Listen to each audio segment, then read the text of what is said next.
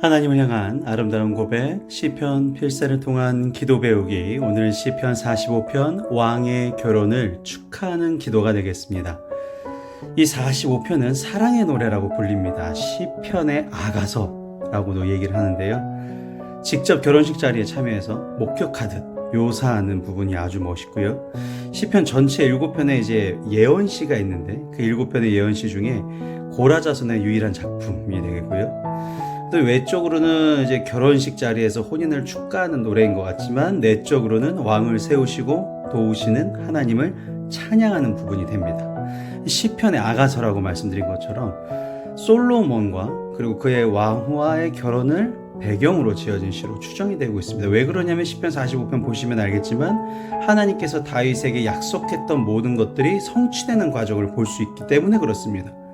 그래서 솔로몬이 주인공일 가능성이 높다라고 보는 것이고요. 영적으로는 이스라엘 왕이신 메시아와 또 그의 신부된 성도들의 아름다운 사랑 노래라는 것을 예언하기 때문에 시편 45편은 예언시에 속하게 되겠습니다. 자, 내용 분류는요. 이 사랑의 노래는 결혼식을 하는 왕에 대한 찬양과 축복, 그리고 결혼식의 아름다움과 신부를 향한 권면, 왕의 영원한 영광과 자손, 번성을 축원하는 부분으로 마무리가 되고 있습니다. 그러면 시편 45편 왕의 결혼을 축하하는 기도 시작하시도록 하겠습니다.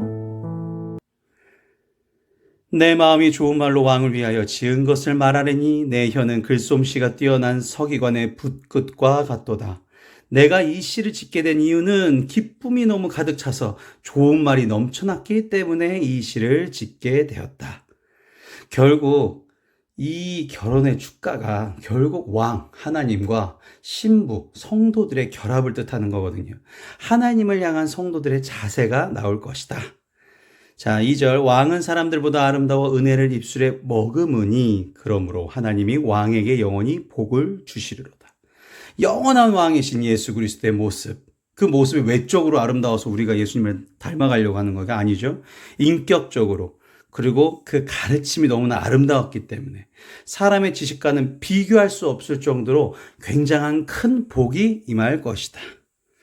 용사여 칼을 허리에 차고 왕의 영화와 위엄을 입으소서. 여기서 용사여 칼을 허리에 차고, 이 칼이라고 나오면 이 말씀이 기억납니다. 하나님의 말씀은 어떤 것보다 예리하여 사람의 혼과 영과 및 관절과 골수를 찔러 쪼개며, 그러니까 사람의 마음 생각 뜻을 밝히 드러내실 것이다. 하나님, 그 왕으로 세워지는 사람은, 하나님께서 세우는 그 왕은 그렇다라는 것이죠. 그래서 이게 히브리서 말씀과 연결이 되는 것이고요.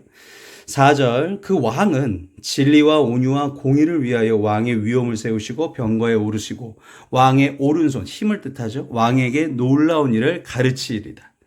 결국 이 왕이 결혼식을 하는 목적이 뭐냐면 이 왕은 진리와 온유와 공의를 중요시하는데 이 진리와 온유와 공의가 결혼을 통해서, 즉 연합으로 그 신부된 성도들에게 이어간다는 것입니다. 그러니까 전달하기 위해서 우리와 영접하시는 것이죠. 이 진리와 공유, 이 모든 것들은 우리가 해야 될 싸움들이거든요. 이게 뭐가 옳은지 모르고 뭐가 맞는지 몰라요. 그러니까 어떻게 해요? 하나님과 연합함으로써, 하나가 됨으로써, 성령 충만함으로써 무엇이 옳은지 알게 되게끔 하는 거죠. 5절 왕의 화살은 날카로워 왕의 원수의 염통을 뚫으니 만민이 왕의 앞에 엎드려지는도다. 그러니까 반대로 아까의 그 4절이 왕이 중요시하는 진리와 공유와, 여기 보시면 온유, 진리와 온유와 공의, 요 세 가지의 반대가 뭔가? 거짓과 교만과 불이거든요. 그러니까 우리는 이렇게 살지 않기 위해서 하나님과 연합한다라는 것입니다. 하나님이면 주의 보좌, 이 보좌는 왕국을 뜻하고요. 영원하면 주의 나라의 규라는 것은 이제 딴 데를 못 가게끔 막아주는 하나의 막대기 같은 하나의 큰 이게 높은 이제 그 이름을 새겨질 수 있게끔 크게 높은 이름표라고 볼 수도 있겠지만 지팡이라든지 이런 것도 괜찮겠죠. 어쨌든 이 표를, 이 깃발을 보고 이 막대기를 보고 이 길에서 벗어나지 않게끔 하는 공평한 막대기라는 것입니다. 그러니까 결국 하나님의 뜻에 맞게 살도록 하나가 되는 것이 결혼이고, 이것을 두 글자로 진리, 온유, 공의 이거에 따라 살아가는 것이죠. 이 두 글자 진리, 또 두 글자 온유, 또 두 글자 공의.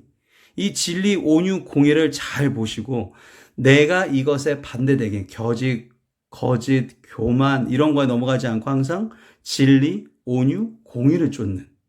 그래서 여기 7절에 보시면 다시 한번 얘기하고 있습니다. 왕은 정의를 사랑한다. 악을 미워하시니 그러므로 하나님 곧 왕의 하나님이 즐거움의 기름을 왕에게 부어 왕의 동료보다 뛰어나게. 왕의 동료라는 것은 하나님을 믿지 않는 이방 왕들보다 솔로몬, 하나님을 믿는 솔로몬을 더욱 뛰어나게 하실 것이다. 왜 그렇게 하시냐? 정의를 사랑하기 때문에 그렇다는 것이죠.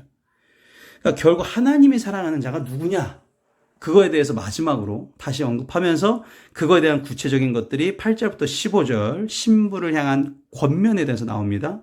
왕의 모든 옷은 모략이라는 것은 나무 껍질에서 아라비아산 수지에서 나오는 이제 옷이나 몸에 뿌리는 향료고요. 침향, 백단나무에서 나오는 침대에 사용하는 아주 편안한 잠재를 제공할 수 있는 침향. 육계라는 것은 계피나무, 그러니까 화장할 때 쓰는 향기가 있는.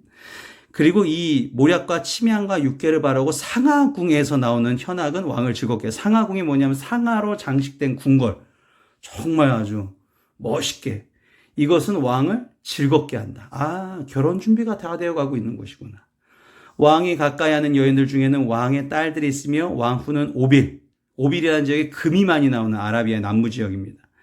오빌의 금으로 꾸미고 왕의 오른쪽에 선다. 그러니까 성도들은 그리스도의 왕후의 자리에 앉아, 신부의 자리에 앉아서 예수님께서 누리시는 모든 것들을 우리도 누릴 수 있게 된다. 왜? 예수님 우리를 축복하여 주시니까. 그가 누리시는 영예와 행복을 우리도 공유할 수 있게 된다는 것이죠. 딸이여 듣고 보고 귀를 기울일지어다 내 백성과 내 아버지의 집을 잃어버릴지어다. 이게 무슨 얘기냐면요. 이 당시에 딸들을 많은 나라의 그 신부로 보냈습니다. 뭐 그런 것들이 뭐 지금 재벌가에서도 하고 그렇지만 그 당시에는 더 심했겠죠. 근데 그렇게 가면서 그 신부가 합당한 자세를 어떻게 해야 되느냐? 다 잊어버려. 지금까지 거 다 잊어버려. 이게 무슨 얘기냐면 하나님께서 아브라함에게 아비의 집을 떠나라고 말씀하신 것처럼 옛사람의 습관과 생각을 이제 버리고 새 옷을 입으라는 것이죠. 이게 중요한 포인트가 됩니다. 자, 그리하면 왕이 내 아름다움을 사모하실지라 그는 내 주인이시니 너는 그를 경배할지어다. 우리가 예수님의 외모 아름다움이 멋있어서 예수님을 쫓는 것이 아니죠. 인품의 아름다움을 흠모하는 것처럼 왕의 요구와 명령에 순종하는 모습을 신부는 아름답다 칭할 것이다.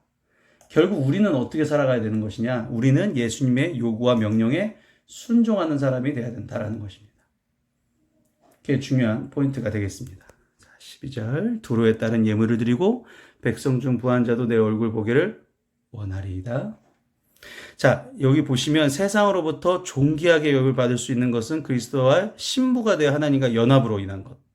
그러니까 두로라는 지역이 굉장히 잘 사는 곳인데 그 잘 사는 자들의 그 딸들에게도 많은 사람들, 그런 잘 사는 자들도 자기 신부한테 와서 예물을 드린다라는 것이죠. 왕의 딸은 공중에서 모든 영광을 누리니 그의 옷은 금으로 수놓았도다.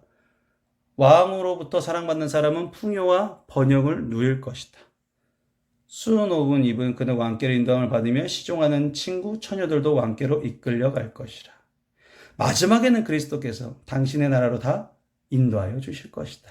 다시 말하면 이게 구원이 되겠습니다. 자, 오늘도 이것을 다시 한번 생각하시면서 마지막에 우리가 천국으로 이사 가는구나. 이거를 다시 한번 이해해 보시면 되겠습니다. 그들은 기쁨과 즐거움으로 인도함을 받고 왕궁에 들어가리로다. 천국으로 가는 길, 넘쳐나는 기쁨과 즐거움, 구원 얻은 성도들은 영원한 기쁨과 즐거움을 받을 것이다. 자, 마지막으로 왕의 영원한 영광과 자손 번성 축원이 됩니다. 자, 16절 왕의 아들들은 왕의 조상들을 계승할 것이라 왕이 그들로 온 세계의 군왕을 삼으리로다.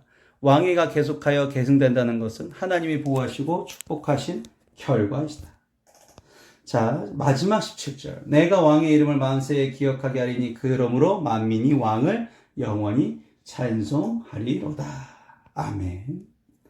오늘 마지막 기도하시면서 다시 한번 약속을 지키시는 하나님 앞에 기도하는 시간 갖도록 하겠습니다.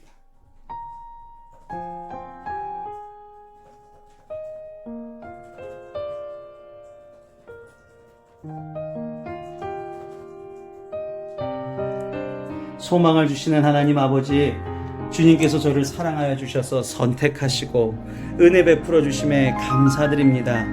주님의 인자하심을 통하여 저의 삶 속에서 다시 한번 감사를 찾을 수 있습니다. 주님께서 제 요구를 들어주시지 않고 응답하지 않는 것에 원망도 들어서지만 그 모든 것이 하나님의 섭리하심이라는 것을 믿으며 주님의 약속하심을 믿고 의지하며 오늘도 감사와 기쁨을 선택합니다. 의심하지 않고 주님의 완벽한 때를 믿습니다. 완벽한 계획으로 저를 구원하여 주시옵소서.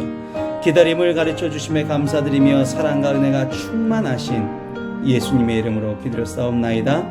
아멘.